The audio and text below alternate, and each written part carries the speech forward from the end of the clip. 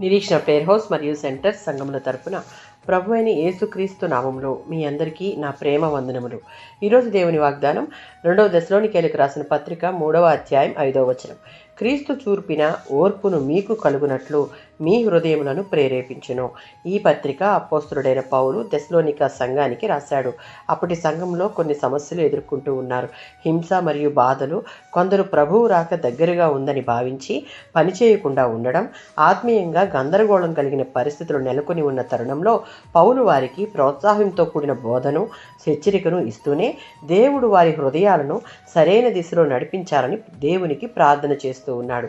దేవుడు మన అంతరంగాన్ని మార్గనిర్దేశం చేసి మనలను ఆయనే నడిపిస్తాడు. ఆ విధంగా నడుచుకున్నటకు సామెతల గ్రంథం 3వ అధ్యాయం 5-7 వచనాలలో మన స్వబుద్ధిని ఆధారం చేసుకొనక పూర్ణ హృదయంతో యెహోవా యందు నమ్మిక ఉంచి మన ప్రవర్తన అంతటి యందు ఆయన అధికారమునకు ఒప్పుకోవాలి.